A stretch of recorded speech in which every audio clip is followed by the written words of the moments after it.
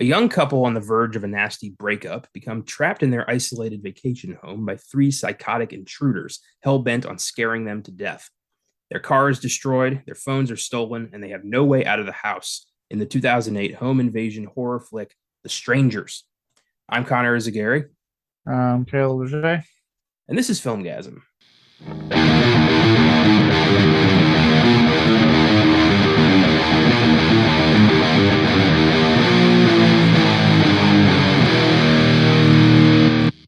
Happy Wednesday, and welcome back to the Filmgazm podcast. Our random picks continue with a cult favorite from 2008, The Strangers. This is my second time watching this, and I liked it much better this time, but there are still some uh, some minor beefs I've got with the movie. But I know you're a big fan of this one. God, you and these minor beefs, you just need to embrace all that is the movie.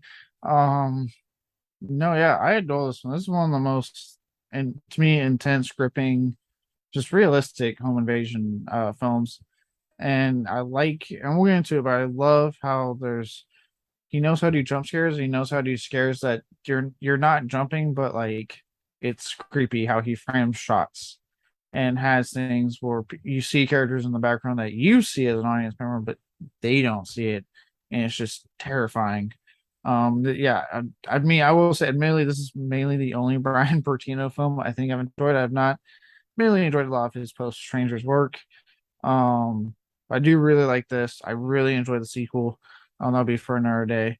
And then apparently, if it is true from producer Roy Lee, they're filming three more movies. That sounds like we're going to be a lot of dilution in this franchise. I don't know. There's very few part fives that are any good. I Strangers was not one I was really expecting a whole franchise out of, but I mean, if this is true, I mean, he also said he has news regarding Friday 13th as a franchise, like good news coming our way. So he better not be talking out his ass. Well, when it comes to The Strangers, I get it. I mean, it's cheap, it's profitable, and you can make a shit ton of them. It's you just change different locations and keep the same basic story. You can make a shit ton of these. I get that. So Yeah. I mean, and it just depends on you because like the sequel, smartly knew, okay, people have seen the first one. Most people who have seen this have seen the first one. They know who these guys are. Let's change it up. And they played it like, whereas this one was like deathly serious and very somber and like all that stuff. The sequel has like a lot more fun. It's a lot more embraces the slasher elements a little bit more. It changes its locale. It starts to have a lot more fun with it. They say like, you look, it's almost like, hey, you know who these guys are. We're not gonna try to rebuild them. We're just going to have a little bit more fun with this concept and do things that we know, like for those who already watched first one, can enjoy. that's good, but also I can see why some people would be kind of like, well, this isn't what I expected. You know, Mm, there's a downside to doing that. yeah, I get where some people came from. But like for me, I was all in. I mean, I will never forget like, and they still find ways to make odes to the original film. Like those are great sequence where like this kid finds like a pool that it takes place at a trailer park, and I guess there's like a community pool there. And he's like just kind of catching his breath there, and you see behind him in the background because it does a big old wide shot, and you just see in the background and one of the strangers running at him full sprint, and he doesn't see it, and he hits him into the pool, and it's this big fight scene. It's a really neat shot. That's cool. I'll have to check out part two at some point. Uh, Before we get started officially, I know we've already gotten started, but yeah, I've got two questions for you. So first up, as we kind of pointed out a bit with The Strangers, the home invasion subgenre is usually pretty reliable if you're looking for good content, and for producers if they want to make cheap content that usually gets the return. It's a good way to go. Do you enjoy this subgenre? And if so, what are some of your favorites therein? Yeah, for the most part, I really do enjoy this subgenre. I just think it's like it's taking the idea of like the home for a lot of people is the safest place, right? And that's just where you go after your long day of work, after you just had a rough day. Maybe for us after like a 6 hour drive to and back from DC, Mhm. get back to the house to just finally sleep and rest, right? And so we put ourselves in this sense of comfort, this false sense of security, right when we're home. And anything of the stuff about you've seen my place, I got a Ring camera. I was like, we put things to try to make us feel safe. And so when that gets shattered, like these films show that, um, it creates a very horrifying scenario because now you're facing one something that it could happen. It could happen to anyone, unfortunately. Um, so it's very realistic, and it's that sense of security being shattered. I think is what I like about it so much. It's a very risky. I want to say risky. I mean, it's been done to death now, but it was a risky thing when they first started doing it. As far as some favorites other than The Strangers, there's one good. Oh, there's a foreign one I watched called Funny Games. They remade it into an English with the same title, same director. But really, really good film. Solid movie. There's all the ones like Martyrs has a little bit of home invasion elements that are really, really neat, and the story goes places.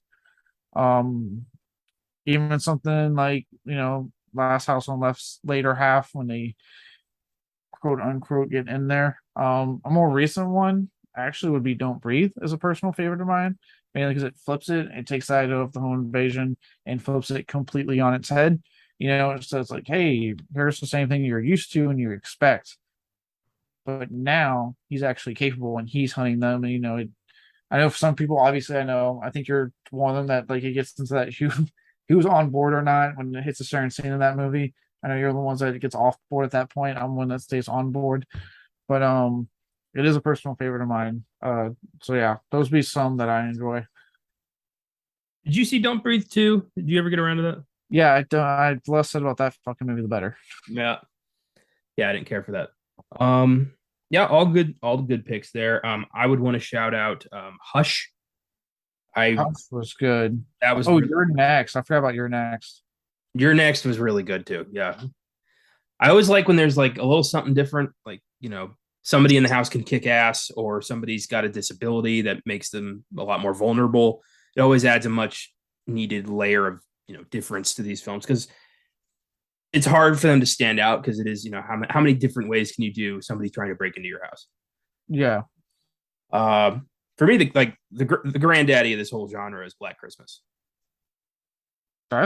yeah. No one really thinks about it as that, but yeah, and then to an extent, yeah. Yeah. Is that movie just something? There's something about that one specifically. Just knowing, there's somebody in the attic just picking people off. That is so disturbing and so creepy. And Yeah, you never really know who the guy is. You just know the name Billy, but you don't know who the fuck this dude is or why he's doing this. all those obscene phone calls he's constantly making. Yeah, it's Creepy. unnerving. It brings back, you mentioned the whole idea that you're safe in your home, and when you're not safe in your home, you're not safe anywhere. It's terrifying. And then we got like, Home Alone, which just kind of usurped that whole thing and turned it into a family comedy. Yeah. But then there's stuff that I've turned it back to what is actually a very when I watched this year, you say there's something different. This little film called See for Me. It's on Shutter now. But it takes the idea of like it's this person that can't see, she's blind, and she's house sitting, and sure enough, people break in, and she has to use this app called See for Me, and this person on the other end, played by the lady that plays Barry Allen's daughter on The Flash. Um, she plays the person on the other end of it that's helping her guide her around the house. Using the See for Me app. Kim Coates pops up in it. He's if you probably honestly if you know anything about his career, you have an idea of why he's in the movie. Well, let's just be honest for ourselves. Oh yeah, he's great. You got to check out Sons of Anarchy. You would love that show. He's a big character on that show. He's like this psycho biker dude who's like it's kind of a redemption arc down the road. It's a very cool character. I've heard you think he was on the movie crib recently with Aaron Joe Lynch, and I had to laugh because apparently he was getting a new fridge in the middle of the episode, but he told the people that were doing it, yeah, he was like, "Can you come at this time when I'm done with the podcast?" And they didn't. At one point, you hear him go like, "Oh no, guys, yeah, just sit over there, not doing a podcast or anything. Not that I told you to come at a different time." That's all. I love that he just kept going. He's just like, yeah, this is now part of the show. That's great. Um, So yeah, the home invasion subgenre. It's I think a lot of people can relate to it. A lot of people thought about prepared or dealt with that situation. So throwing that into horror just it hits close to home for a lot more people than like boogeymen and demons and ghosts and shit. So it's a more real, palpable fear. Which goes into my second question, which is very very simply, what would you do if you were in this situation? How would you handle it? Do whatever I can to hopefully live. If Yeah, there's a, if there's a, obviously.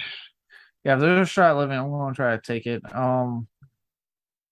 One of the things that always kills me, man, is when in these movies they try to like have a hero moment, which I get. You're going to try to have that moment. But they always pick the worst times. I'm like, no, not now.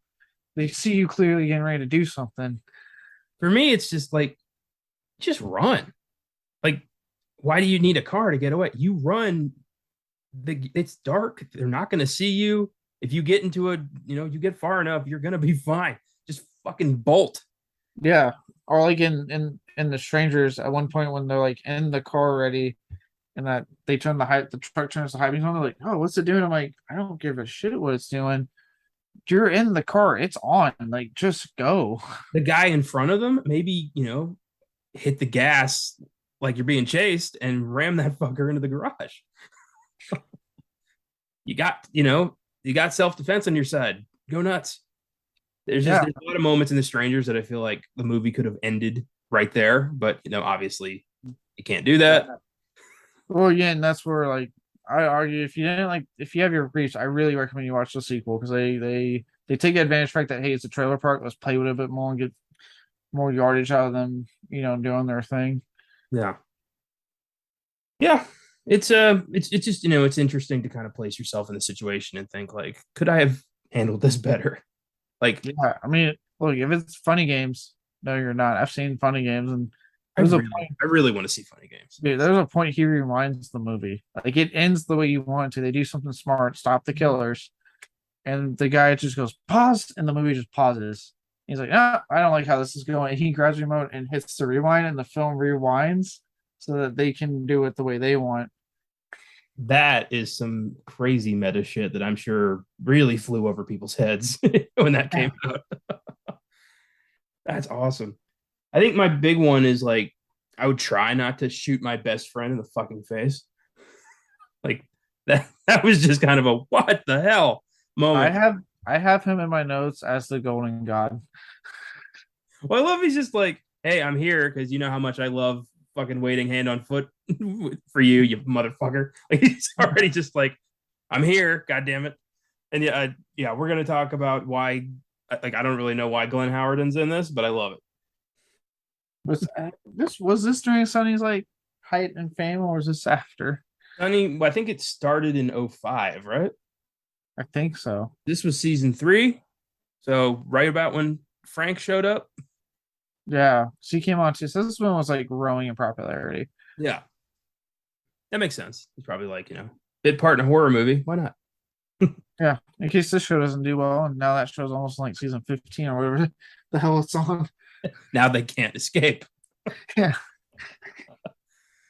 So The Strangers is the brainchild of writer-director Brian Bertino, who also wrote the film sequel and wrote and directed The Monster from 2016 and the Shudder exclusive film The Dark and the Wicked from 2020, which I wanted to check out. That one was good. I enjoyed that one. Cool. It looked very intriguing. Yeah, I watched it when I was making the move over to Virginia, and they had taken all the movies that come and taken all my shit, and I needed stuff to watch. Like I watched like one night, I watched the Mortuary Collection, and like literally the night before I left, I put on The Dark and the Wicked. A great movie to watch right before you go on a road trip. Yeah, I'm glad you were able to find some comfort in Yeah. two violent ass horror movies. Yeah. The Strangers was the third screenplay he'd written, and it was originally titled The Faces, which just doesn't really have the same vibe. It's like, what does that mean? Because they're wearing masks with faces on them, I guess. I guess I like Strangers works, especially we'll get into as we go talk more about the movie, but Strangers works better with what he's trying to do with this. I agree. He said it was heavily inspired by 70s thrillers, Last House on the Left, Black Christmas. The Manson murders was a big influence, the murder of Sharon Tate and all her friends, and incidents from his own childhood, which is pretty creepy. Yeah, let's see. Did you look it up? Do we have a story to tell? We do. Bertino recalls, quote, as a kid, I lived in a house on a street in the middle of nowhere. One night, while our parents were out, somebody knocked on the front door and my little sister answered it. At the door were some people asking for somebody who didn't live there. We later found out these people were knocking on doors in the area, and if no one was home, breaking into the houses. That is creepy as hell, and would absolutely inspire me to write something about it. So I'm glad he was able to channel that possibly traumatic experience into something artistic. Yeah, no, that's insane. What's crazy is with that, right? See, inverses it, whereas in the movie, obviously, it's because they answered, right? Yeah. Because it's funny which is like to me, the real life's actually kind of creepier on that regard. Because I know for a fact, anyone knocks my door and I'm not expecting like my food delivery or a package or something, Yeah. or someone being over, I won't answer my door. I look at my Ring camera and go, nope. Like I won't answer. So like I would have been one of those houses broken into because I will not answer if I don't know who the fuck's at my door. See, I just assume it's one of my neighbors being like, "Could you please keep it down?" Because that's happened to me several times. I just tell them if it's one of my neighbors, I will leave a message at the door. Yeah, but there's the quandary. Like, if you don't answer the phone, they might rob your house. Or if you don't answer the door, they might rob your house. If you do answer the door, they might rob your house. Like there's no way to win this one. It's all depending on whether or not the person at the door is feeling a little adventurous today. But yeah, creepy that like as a kid, I mean, what if this guy decided like there's just two kids in there. I could rob this house right now. But yeah, right. Thankfully that didn't happen. Otherwise we wouldn't have gotten the strangers. Right. I'm sure there's a Mr. Nightmare video out there somewhere about this. Oh yeah. I can't watch that guy anymore. His stories are way too fucking real, and I use Uber a lot. Like I can't if I keep watching his stuff, like I can't fly anymore. I can't take road trips. I can't order shit. Like it's everything goes away. I still watch his stuff religiously. It's creepy. It's the best. Some of the best horror content out there is Mr. Nightmare. I'll give him that. But it's just it got too spooky for me. You are a quitter, sir. Yeah.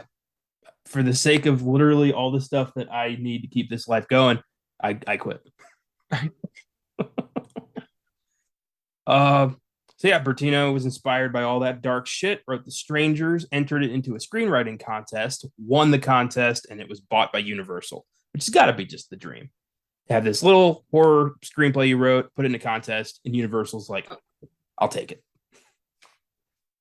Yeah, no, that's you don't hear about. I mean, at least it wasn't someone like Warner Bros. Am I right? Oh, especially at that time, because and that at that point we didn't really have Blumhouse or something. So it was like if you got picked up for a horror film like this, like awesome, good job. So yeah, that's awesome that like Universal did this. I'm sure Universal wasn't ended up being happy with the box office on this too. Well, it's interesting because they tried to get rid of it before filming began, and I'll get to that in a second. It's weird. For his two leads, Bertino went with Liv Tyler for the role of Kristen and Scott Speedman for the role of James. Thandie Newton and Charlize Theron expressed interest in playing Kristen, but Bertino wanted Tyler from the start. Couldn't really find out why, but he was like, I want Liv Tyler. And I couldn't find anybody else who was up against Scott Speedman. So I guess maybe he was the one and only choice, which is weird. I don't know how Scott Speedman of all people did he just really like Underworld?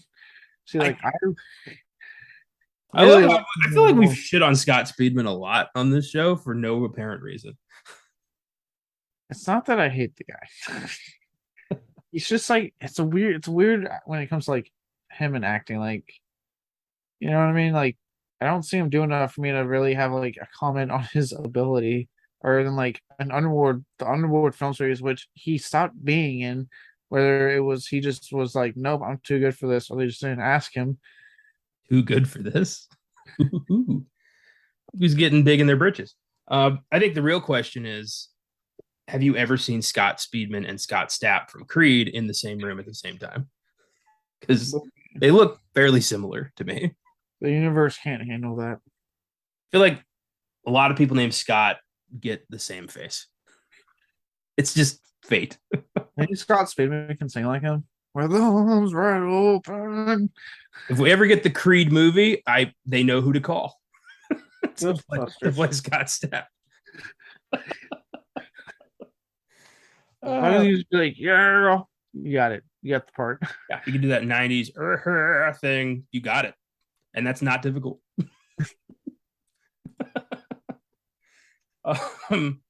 Bertino did not intend to direct the film, but the original two choices, Justin Lin of the Fast and Furious movies and Mark Romanek of 1 Hour Photo, both dropped out. At that point, Universal was like, we're losing faith in this. So they passed the project down to one of their subsidiary companies, Rogue Pictures. And Rogue Pictures went to Bertino and asked him to direct the film, despite the fact that he had no prior experience as a director, which is so odd. That doesn't usually happen. Oh no, that's a bold move, Con. Let's see if it paid off for him. Yeah. But it makes me think nobody wanted to make this. Like Universal bought it, and then I think they had buyer's remorse. Well, I mean, think about it. This is well before, like I said earlier, right? This is well before Blumhouse and dare I say A24, right? These studios that do take a chance on various types of horror. I'll say types of horror films.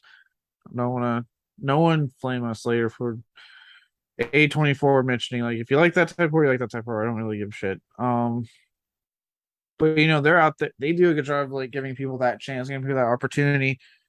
Back then, you just had the big studios. You had Universal. You had Warner Bros. Not crashing and burning. You had Sony, right? Like you had all these big studios. So for them, they wanted proven directors. They were that, and as Universal has proven time and time again, until they finally teamed up with Blumhouse and got the picture with the Invisible Man, they clearly despise the horror genre with a passion. As anyone who remembers a comment they said during the Mummy 2017's lead up to release and why they weren't making it horror.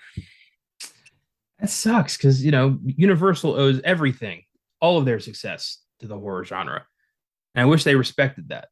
It's not fair. Yeah, their success is like New Line with like Friday, not Friday, Nightmare on Elm Street. Their whole success is based off the Universal movie monsters. Yeah, exactly. And it's almost like they're ashamed of that, which is insane to me. Like, why would they're beloved films? Why would you not want to like put that front and center as your legacy? Because it's horror. It's not, Gone with the Wind. It's not The Godfather. It's not insert any other prestigious American classic that has lots of Oscar attention here. Mm-hmm. Yeah, you might be right. But I'd be inclined to put in The Wolfman any day of the week. To me, that is equal footing with films like Gone with the Wind and The Godfather. Well, I could watch Dracula, Frankenstein, The Wolfman, Invisible Man. Oh man, I could watch Invisible Man all day. Yeah, Claude Rains as the Invisible Man is perfection. he is. Yeah, he's fucking scary in that movie. Just how psycho he is and what he's willing to do. I think he's got the highest body count of the entire universe. Like a train of people at one point. Yeah, that'll do it.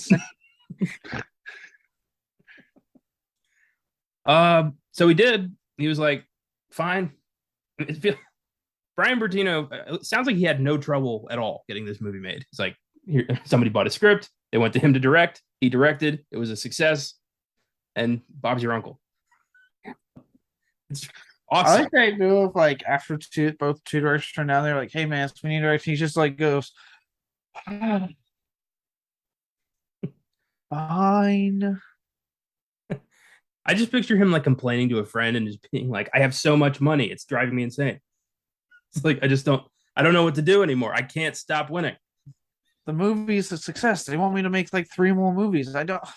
What do they want me to do? Why does it have to be me? I mean, I have all this time to do this.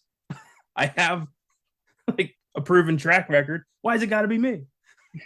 They go into that. Hey man, so we want to let you know we finally approved it. You got final cut. Oh, why? Why do you have to give me final cut? Like, come on. You give me all the options that I shot? Are you serious?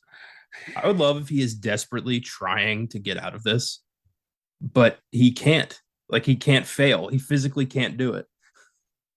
Every time he tries, the movie gets better. He thinks, okay, I'll just make a film straight for streamers. It'll be fine. Dark and the Wicked, Shudder's like, hey, we'll bring it on. So he's like, oh my god damn. Shudder, this was supposed to be quick. No one's supposed to see it. He sees reviews, he goes, fuck, people like it. Why do they like it? I can't find any like roadblocks with this movie. It's just like everything worked out perfectly. And it was a box office success. It's awesome. I'm glad for him. I love the idea that he doesn't want this. He's trying to get out of it. Fun fact: Saw 6 director Kevin Grutert, who we recently talked about, edited the movie, as well as the first 5 Saws. Didn't know that. But yeah, before he was a director, he was an editor. That's how he got Saw 6, because he was an editor for the Saw series. I love that. And he also edited The Strangers, which I'm sure is a big part of why, a lot of modern horror fans love it.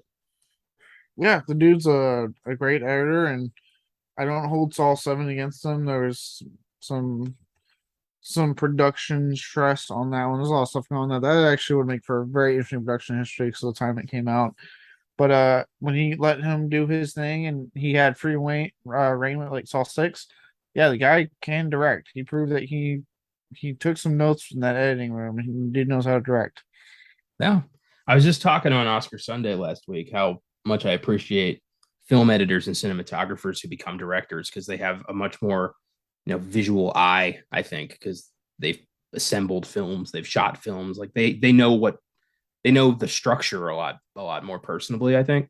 Well, that's the difference between like that's where difference just like a director and one that has like a style that is instantly recognizable, right? Like, say what you will about like some of those controversial like Rob Zombie, it's a Rob Zombie film. He has his actors acting right. He's doing his shots like he has it all in his head how he wants it.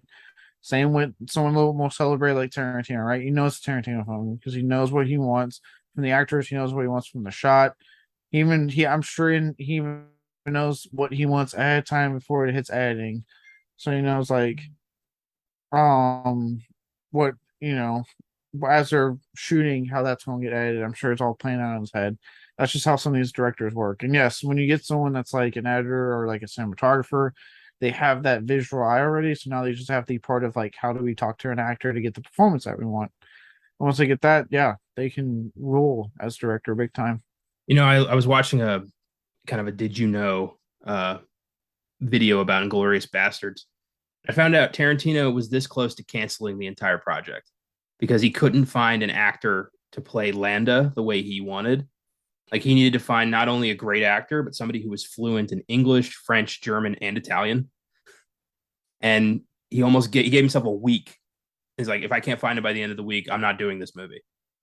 And he stumbled onto Christoph Waltz, and the rest is history. But we almost didn't get Inglourious Bastards because he couldn't find somebody like Christoph Waltz. I can't believe everything worked out.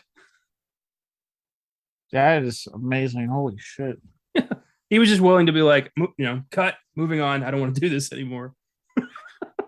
I don't like how like his more recent films have almost consistently been close to not happening. It's almost like he doesn't need to do this. He's like, fuck it. If this doesn't work out, I'll write something else brilliant. Yeah, like Inglourious Bastards was that close to not happening. Hateful Eight almost didn't happen because the script leak. Yep. And then, Time in Hollywood almost didn't happen because he had the whole thing with the Weinsteins and having to change companies and stuff like that. Like, what is going on with his last couple of films? Any sort of like setback, no matter how minor, Tarantino is just like this close to jumping off the cliff. It's kind of crazy. It reminds me of myself when I have my easily snappable moments. Yeah, so takes that one. It's not a brag. Takes out one little thing for everything in my head to just get wired into anger. Oh boy, yeah, just thought that was interesting. The Strangers has an IMDb score of 6.1, Rotten Tomatoes score of 48%. So obviously the critics were like, blah, no, not my kind of movie, blah. Not my kind of horror movie. In fact, here's the critics' consensus. I thought this would explain a lot of where the critics are coming from. The Strangers has a handful of genuinely scary moments, but they're not enough to elevate the end results above standard slasher fare. First off, it's not a slasher film, it's a home invasion film with some slasher elements here and there. Yeah, I love that they're wrong. Like, it's not a slasher movie. It's like, that's why. Yeah. Yeah. Yeah. It's a home invasion movie. Also, elevate the end results. It's like, why do you need this movie to be like, you know, the Exorcist the next or greatest Jaws. Yeah, like what? Oh, okay. God, they anger me so much. Like, look, the Bertino started make a home invasion film, and he made a damn good one that works on a lot of levels. I think most don't.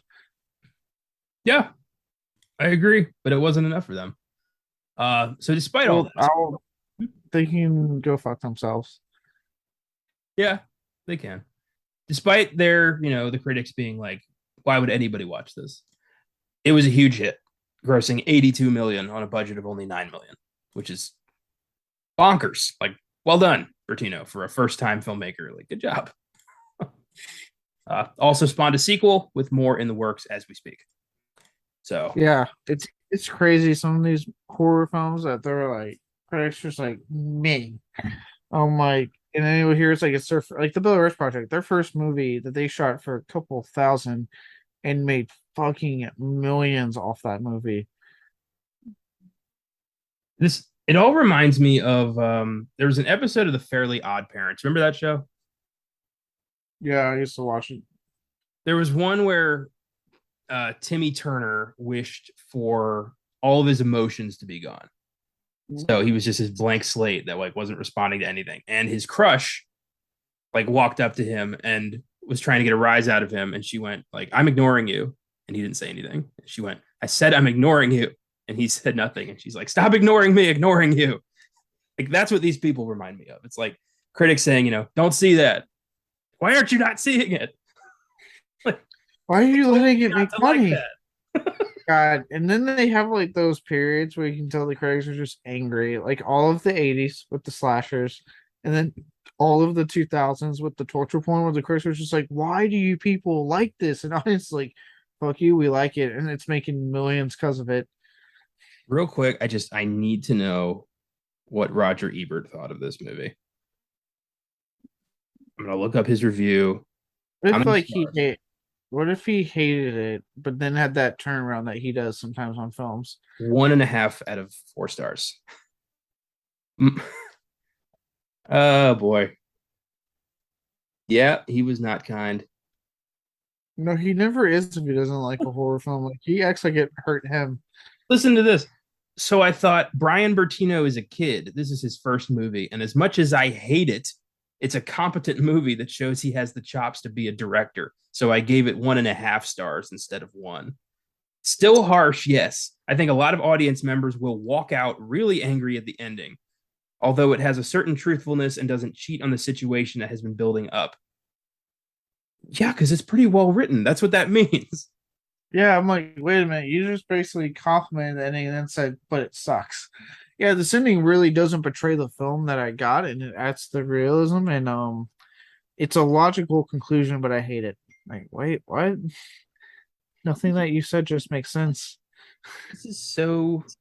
His review is very much like he doesn't want to admit that it's pretty good. He's like refusing. He keeps pointing out things that are good, right, great about the movie, but then following it with, but it's a shit movie.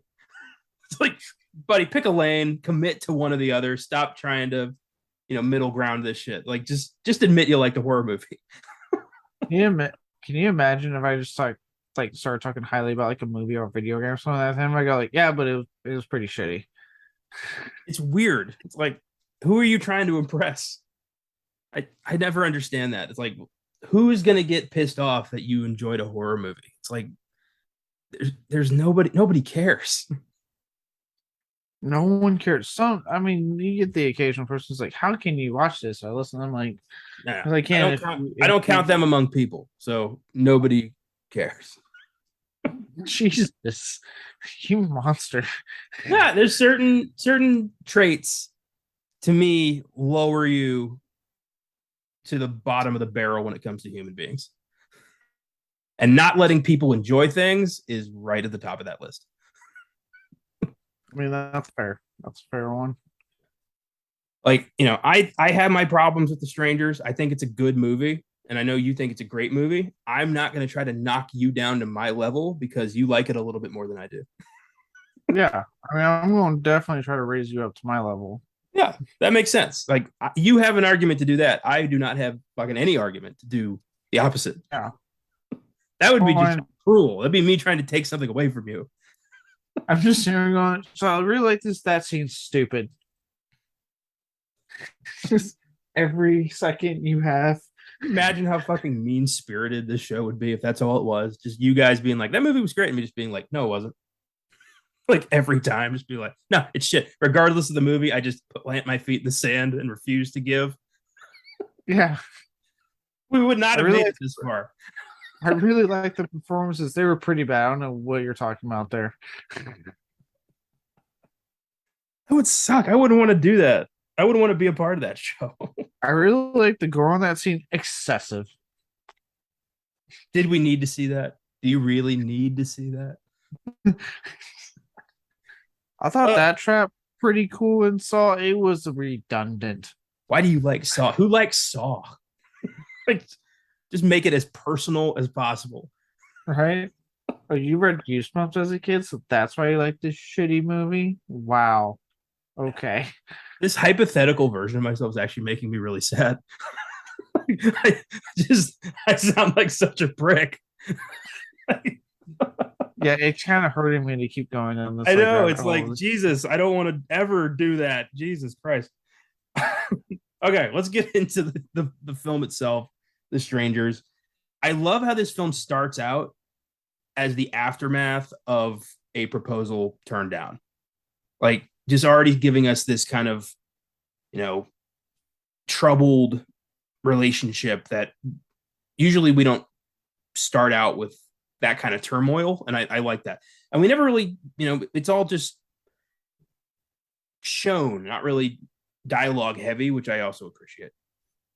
I had that was one of the first notes I wrote down too. Is like usually you see like a family or they just maybe said yes to the marriage or something. You know what I mean? Something happy, joyous happened, and then it gets shattered. Whereas this, you actually get a couple where you're like, oh, so you could cut like the air is that's so thick with tension when you first meet them. You know, like okay, something's up. Like they don't have to say words, but you're like something. They're not happy with each other. Well, when we first meet them, like they're in the car and you can see like, you know, lingering tears in Liv Tyler's eyes. You're like, something happened. And Yeah, also, I find it kind of funny and ironic that before these psychos even show up, this is the worst day of their lives. yeah. When I th- that is funny. I think what I like about it too is that to me, in a weird way, it makes it more realistic. To me, I feel like we're watching an actual couple.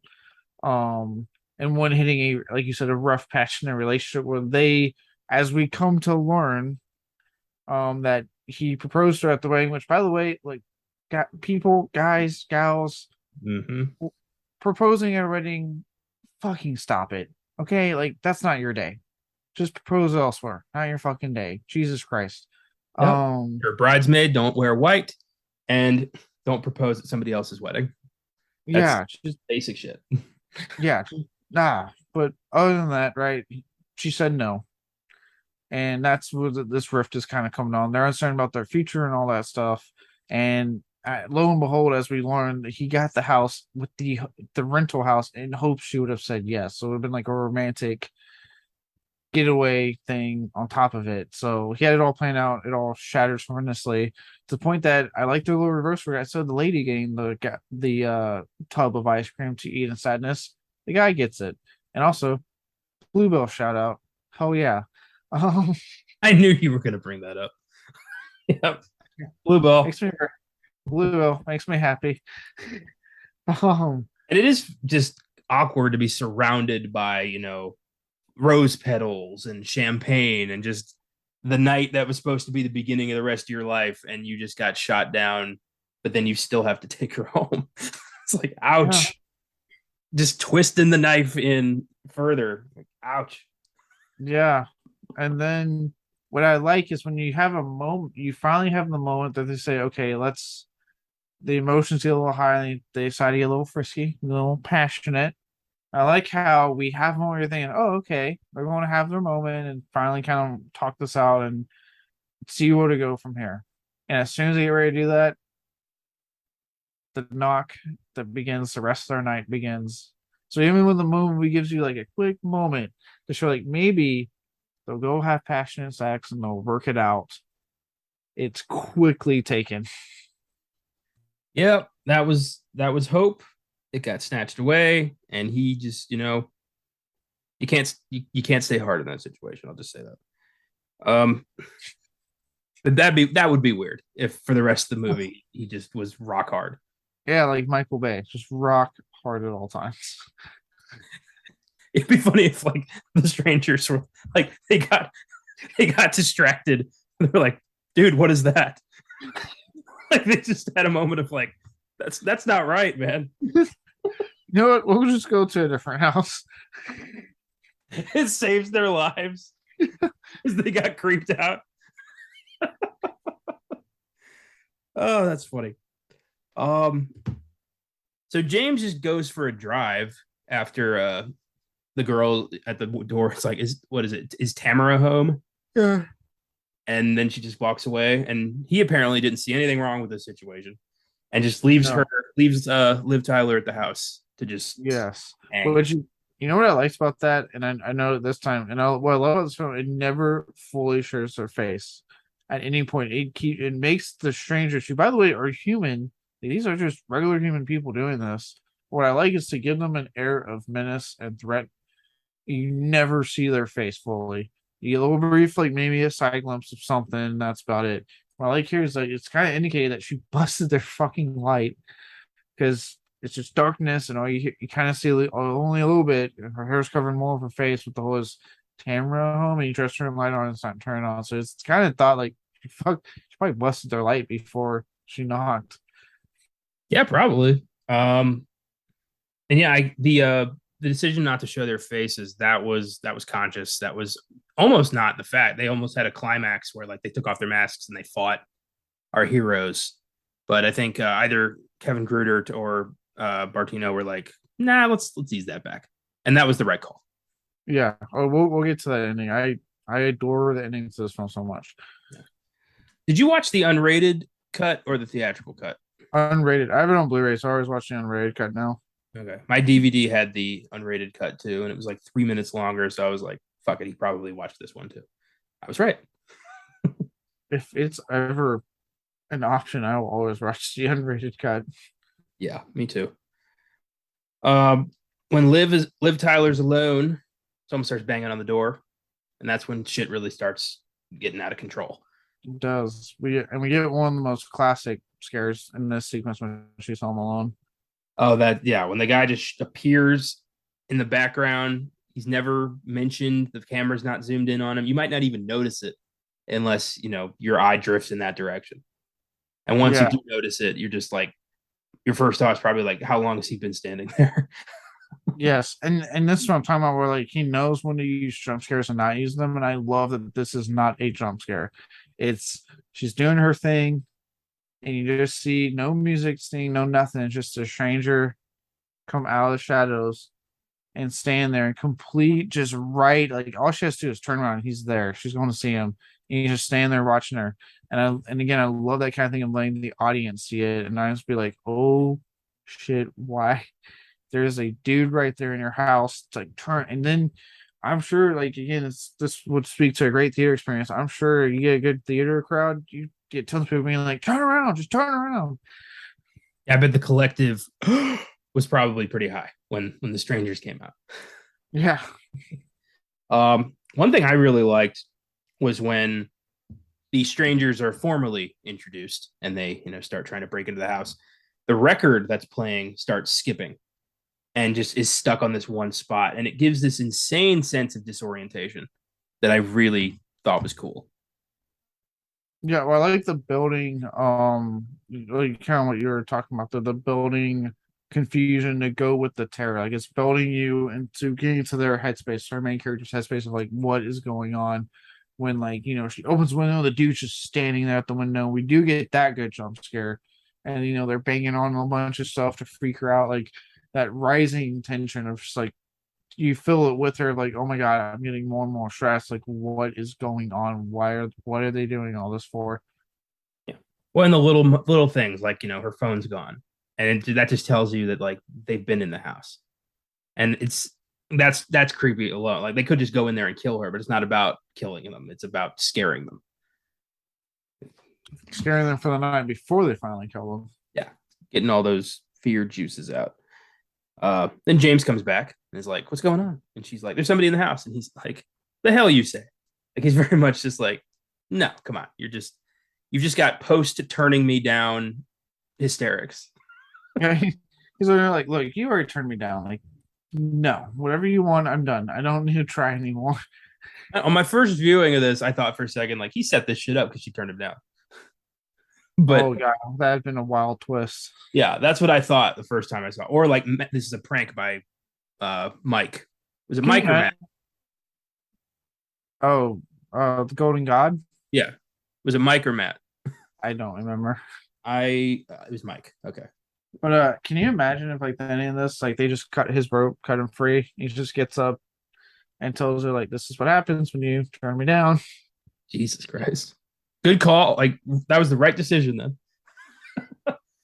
But yeah, I thought maybe this is like a prank by Mike, and he was gonna get up at the end and be like, gotcha. happy marriage. I am the Golden God. You think a shotgun can take down a golden god? I'm a 5-star man. Oh my god. But no, James is just like, you're crazy. Clearly, you are crazy. The idea that anybody could be out here is insane. Why are you doing this to me? I mean, I'm paraphrasing, but that's basically what he says. There's a lot of animosity on James's side, understandably so. Yes, he's a little on edge for, I feel like, good reasons. Again, though, don't propose at someone's fucking wedding. Yeah. And also, you should probably talk about marriage before you just spring that shit on your partner. That's a mutual decision that should be talked about. Do you even want to get married? Is something you should ask your partner before you just, spend 20 grand on a ring. Yeah, I would probably have a discussion first. Yeah. But that's not how things work in movies. People don't talk. Honestly, I think every conflict in every film ever made could be easily solved by communication. Yeah, because most people I know will actually like bring up that, not saying like, what do you think about your marriage? They'll bring up like, so what's your thoughts on marriage stuff? Most long-term couples, it gets talked about at some point, like thoughts on marriage and kids and things like that. I mean, if James and Kristen have been together for like 3 months, then I totally understand Kristen turning him down. Like, yeah, I get it. But if this is like a 2.5, 3 year relationship and it's going nowhere, y'all should have talked about this.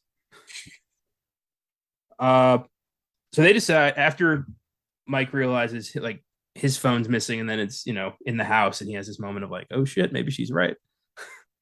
They decide to leave. They get in Mike's car, which is fucked up. And these are effectively fast people here. Yeah. They try to drive away and the pickup truck shows up out of nowhere and just stays there. I also love that you don't really know how many are there until the end when you find out it's 3 moving really fucking fast. Yeah. Well, I like how the film does that. Like they constantly does not ever show them until like the end, towards the end, they finally start showing all of them. You get by and like, okay, that's how many there are. But first you're like, how many people are there? Because you just keep popping up new ones, they're popping in and out of the shadows. And you're just like, how many people are in on this right now? Because I keep seeing someone new almost every time. Yeah. And they like there's moments like when James is in the car, like looking for his phone, and somebody taps his shoulder and he turns around immediately and they're fucking completely gone. Like, how are they so fast? They're speeding. So now if I tap someone on the shoulder, you're going to see me run away. I'm slow as shit. I mean, these guys have got to be like, fucking Usain Bolt, like just like out of no, it's insane. It's impossible. They are the Flash. They've got to be. They can't be human. They got to be like fucking, murder ghosts or something. Uh, so, yeah, the pickup truck shows up, slams Mike's car. Still looks drivable, but they bolt. Uh, isn't it? It's later. It's on fire, right? That Yeah, was they don't put it on fire till later. I honestly I would have not cared about my yard or anything. I would have done whatever it is, used that car to get out of there. Yeah, like they they make a lot of dumb decisions. Like when they just decide to split up because James is going to go for the radio, and you just sit right here quietly, and I'll be back. Like, are you out of your fucking mind? Just stay in the house that they have totally not been in and out of already. Probably for the layout based off how they've been acting. And then they find a shotgun, which is convenient. And Mike shows up to pick up his best friend who's going through some shit. And Mike is bitter about it, but he did show up. He did go. I mean he pretty much sounds like how I would be, which is be like I'd be bitching, but I'd do it. He did remind me of you quite a bit. That's exactly what you would say to me if I called you and told you to come get me at 4 a.m. You'd be like, I'm coming, but I'm not gonna be happy about it. Yeah. I'm doing it because you're my friend, but I'm pissed now. Yeah, he just goes in the house. He's a little wary. He's not very good at his peripheral, and he takes a shotgun to blast to the face. And James has this moment of like, "Oh my god, I killed my best friend," and then immediately he's like, "Okay, refocus. We got to get out of here." He doesn't really grieve that much. Oh, now I'm just thinking when the gang tries to go see the movie, I'll come back for you. I love you. Just yelled that to his dead friend. Oh, and the body just sits there the rest of the movie. I find that unnerving.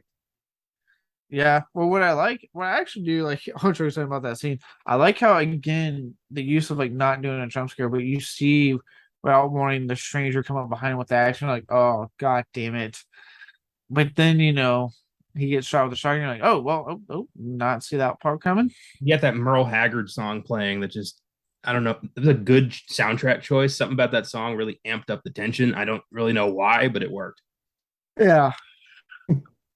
One of my beefs with the movie is I wanted more scenes like that. I think I wanted more characters, so we got more deaths. Like I wanted more murder.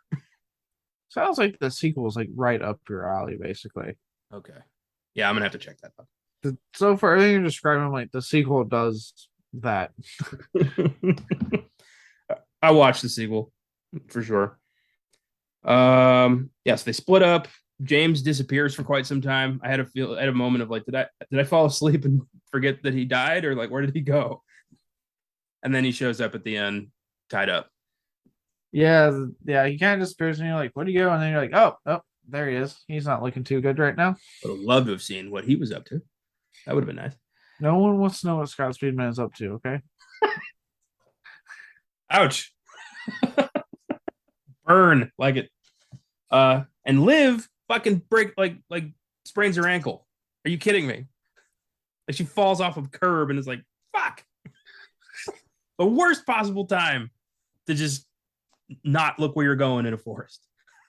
Right? Like, god damn it. I mean, and I get it. Realistically, if you're in a forest, it's gonna be almost pitch black out there. You're not gonna see shit, but god damn it, worst time. And then she crawls around the rest of the movie. I found that kind of funny. She's just like, she's not hopping. She's just like she's in Nam, just crawling around looking for Charlie. They're in the trees. You gotta crawl. Yeah. And it's ultimately, we don't get a happy ending. We get stabby. But before we get stabby, we get one of the greatest motivations in the history of horror cinema. Might be the greatest motivation, if you ask me. The immortal line, when they finally asked them, "Why are you doing this?" And any horror fan, myself included, was getting ready to roll their eyes, like, "Oh God, we're gonna get a stupid fucking explanation for why they're doing this, like they do in every fucking horror movie." And instead, they look at them and go, "Because you were home." It is great, but I would have loved if like one of the girls took off their mask and it was Mike's wife, and she was like, "Because you proposed at my wedding, you stole my thunder, Kristen You and James." stupid, you stupid bitch. Jesus, but yeah, I do love that. Just the randomness, the absolute lack of actual motivation. Just that one, like, why not? It's so unnerving and creepy, and really hammers home how real this feels. Is Yeah, that is most of the time how it is. It's like, the psycho doesn't need a reason to break into your house. He just needs opportunity. yeah, exactly. And I think that's what makes it right. I love about that so much is that this is a film that really tries to capture as realistic as possible home invasion of this caliber. Obviously, I don't know many home invasions of this caliber happening. Not anymore. Happened quite a bit in the 60s. Right, but like, these, it tries to keep it realistic and to hammer that home with let's not get. And I think actually in the original they did have motive, and I think it changed throughout the process to what we got. Thank God. Because yeah, I would honestly argue this is, I don't know if it's the best motivation of all time, but it's top five material for me. Like those words have lived on, regardless of what people think of this movie. That has lived on for since the film came out. People, when you say that line, people are like, "Oh yeah, the strangers." Like it's just an iconic piece of dialogue. It hammers home that realism and that nihilism that this film goes for. Because it's literally them looking at those people in the face saying, "We don't have a reason. We don't know you. We're not even from here. We just you answered the door, so we took the opportunity. We Yep. have no reason for this. We just opportunity rose." Luck of the draw. And then they just, they stab everybody and drive off and run into those Christian missionaries and take a pamphlet. I love they're like, well, it'll be easier next time now that we have this. Yeah. Like, Jesus.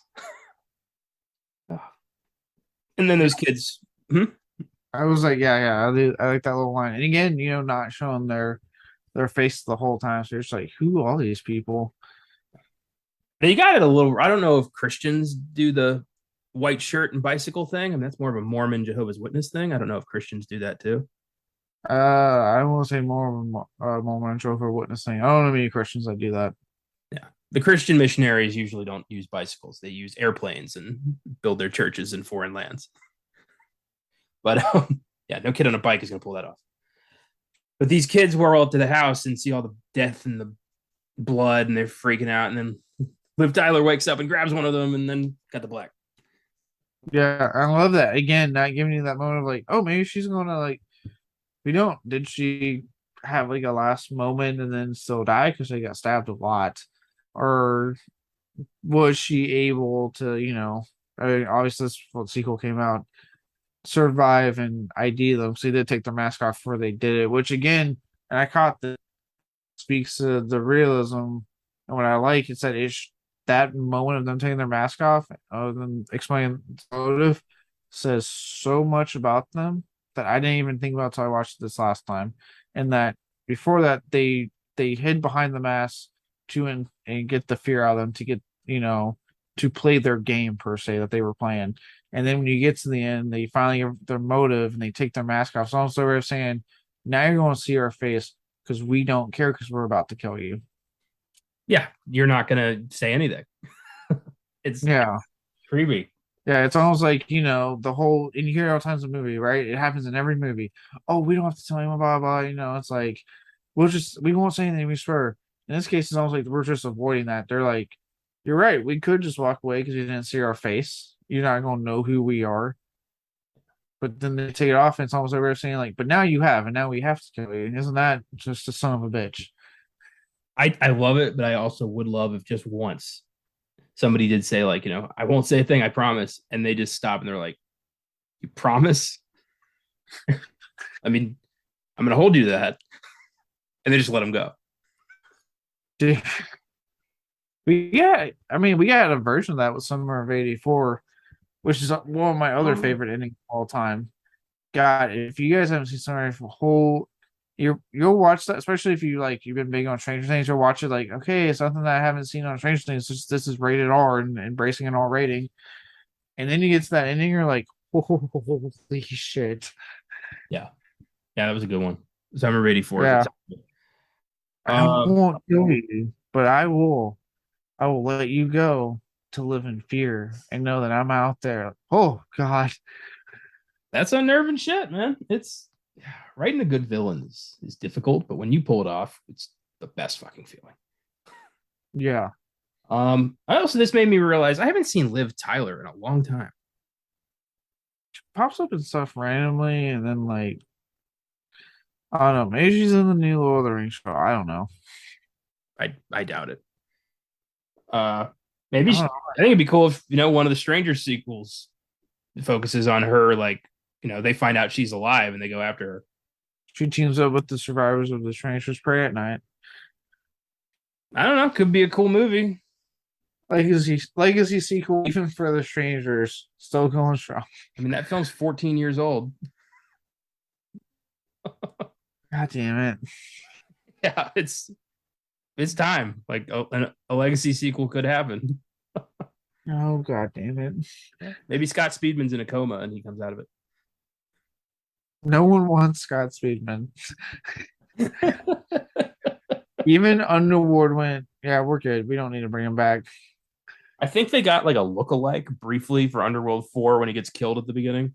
Yeah, I think for that and Blood Wars, they got like a look-alike. So we're like, should we ask him? They're like, nah, she look like. Let's not ask him. I don't know where this kind of weird hatred for Scott Speedman came from, but for some reason I get it. It's like Rob Riggle and Step Brothers with the whole like, there's just something about your face. I do anything about that? No, you can't. Oh, great. Here are some Filmgazm facts for the strangers. Number one, before filming any scene after the strangers begin terrorizing the couple, Liv Tyler would have to run laps, do jumping jacks, and other physical activities to get her out of breath to help simulate the panic her character would have been experiencing. I mean, yeah, or you could just, act like you're out of breath. Yeah. See, I didn't just run a mile. That was me acting like I was out of breath. It's not that hard. God, actors, man. We That's need insane. we need them to believe our performance. I'm like, Liv Tyler. You're not exactly one of my most favorite actors of all time. Like, no offense. I'm not saying you're bad. I mean, okay, good for you. I love all the bridges you're burning here. It's great. All right, Scott but Speedman will never talk to us. Liv Tyler will never talk to us. I'm fine with that. Anything I've seen with Liv Tyler is mostly because I think she's hot. Fair enough. That reminds me. I know I've told this story on one of the shows. I've probably told it a couple times. I just fucking find it so funny, and I'm gonna keep telling it. It was on the set of Marathon Man, and it was Dustin Hoffman and Laurence Olivier. Hoffman had to act like he just ran 3 miles. So, being Dustin Hoffman, he went and ran 3 miles, and he had to act like he was out of breath. So he was, he looked out of breath, and Laurence Olivier just went up to him and said, next time you could try acting. Next time we could try your job. Yeah. Like, way to get verbally bitch slapped by maybe the greatest actor of all time. Number two. I do say you could act. But I wonder about that. Like, would anybody really be able to tell the difference from, doing jumping jacks and then being out of breath, or just acting like you're out of breath? If you're a good actor, no. If you can act, no. Yeah, it's a good point. He's like, I don't know how to do it. I gotta actually do it. What's my motivation? Number two, the film was shot entirely with handheld cameras or steady cams. Every shot has some camera movement. That's impressive. Just Okay. nice. Okay. I didn't know that. Yeah. as you can tell, there were not a lot of spicy trivias for this movie. So we're going with camera angles. Spicy. um, Number three, I actually thought this was pretty funny. Many theaters across the United States were sent faulty reels of the movie containing sound problems, which made a few minutes to several scenes of the movie filled with nothing but static. Most audiences did not realize the sound was a problem, since the dark overtone and loud background music in some scenes make the static seem like it was just part of the movie. So a lot of people watched this fucked up and didn't realize because they were like, "Oh, that's a very cool artistic decision." I mean, admittedly, this is one of those horror films that does what I hate, which is the dialogue is fucking silent as all get out. But then, like, all the sound effects are like a gun just went off in your house. Like, they are loud compared to the talking levels. You I know what wonder if helps with that's what that? happened with. Subtitles. Yeah, no, I'm not doing that. I wonder if that. I wonder. I need to watch X on home video because I don't know about you. But when I saw it in theaters, there was at least like three scenes where like Ty West, like I thought artistically went to black for like a couple of minutes. Like just a black screen, but you could hear stuff happening in the background. I'm like, I remember the first one, I'm like, is the print messed up or is this like an artistic choice in the movie? That I recall that too. So that might have been an artistic choice. I highly doubt we both got fucked up copies. But maybe, I don't know. These days, I really can't tell. Like Everything's a lie. like that show on it's like that show on Netflix, Everything is Cake or something. It's like, Oh, how do you know? Maybe everything is cake. oh god, that's a rabbit hole I don't want to go down right now. There was one sequel, 2018's The Strangers Prey at Night, which follows a family of four in a mobile home park being stalked by our three masked killers. There's another sleeper hit, has since gained a cult following. There's some bit of a mixed divide on this, but the people who like it do like it, and the people who hate it won't shut the fuck up about how much they hate it. I've noticed Uh, that. yes, as most people are apt to be like nowadays, but internet being such a thing. God bless you, Express. Hey, I like this film. About 20, at least 20 comments going, oh, how could you like this? The script was horrible, dialogue was trash, characters were terrible, wasn't even scary. There was no, like, oh my God, man. Like, he liked it. Okay, move on. Yeah, I wish we were more. I wish we were more like that as a society. Just let people enjoy their own stuff. Not everybody has the same taste. Just go away. Yeah, like, guess what? I am seriously perplexed as to why I'm seeing so many things on all my horror groups I'm in praising The Cursed. I'm sitting there on every single one going, did we watch the same film? Because that shit blew like ass. But do Yeah, I sit there and comment and like, no, I'm like, you know what? They liked it. Clearly I am in a minority and I'm cool with it. I don't care. I'm with you on that one. I fell asleep a few times during The Cursed. That was difficult. It was a tough one to get through. Yeah, did not care for that movie. I give The Strangers a 7. It's a good flick. There are a lot of lulls, some moments that are kind of dull, and I wish there was more happening. But apparently that's what part two is. So Maybe if you would want to watch the sequel. I'm going to move it up to its rightful place of 8. Something's a little bit harsh for this wonderful film.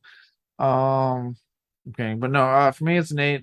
This is to me one of the most effective home invasion films, and I think for me, I see what you mean by there is like it's only two characters, and it does take a bit to get to the good stuff.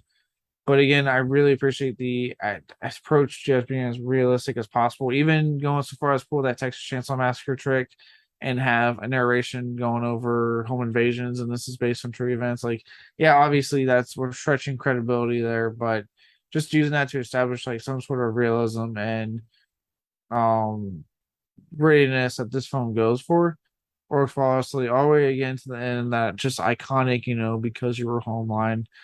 Like, yeah, I really, really enjoy this film. yeah, and that's cool. That's good. Thanks for listening, everybody. If you like the show, feel free to follow us on Facebook, Instagram, and Twitter at Filmgazm Productions. If you want to suggest films for us to check out and talk about, You can send us messages there, or you can send us an email at filmgazm@gmail.com. Check out our website, filmgazm.com. We've got articles, reviews, and trailers of upcoming movies, as well as all of our episodes. If you want to support the show through Anchor, you can click on support this podcast on your preferred provider. We appreciate anything you feel like we deserve. Next week, we're staying in the home invasion subgenre with a Shudder original from last year, For the Sake of Vicious. A tired nurse returns home to find a psycho holding a hostage in her house. Soon after, a gang of violent intruders descend upon her home, forcing her into a fight for survival. I haven't seen this one yet, but I know you did, Caleb, and you weren't that impressed. Yeah, it was a decent enough. Like I think give it like a 6 or 7. I forget. It's been so long. But it has its moments with like definitely its moments with the gore and stuff. But like there's some the story structure that really was hard to get into. Um. Yeah. So yeah, it was decent enough. Not something I'm rushing to see again, but we'll see what you think. Yeah, I'm looking forward to something new, and it's not my call. It's the randomness of the book, and I do like that. But as I've often said in the past, the book giveth and the book taketh away. So we will see. Yeah. Well, Yeah. take it away from you, but yeah. Don't miss the Netflix action disaster Polar on Fridays Beyond the Bad, and the 1949 noir thriller The Third Man on Oscar Sunday. Until then, keep your doors locked and your phones charged and keep watching movies.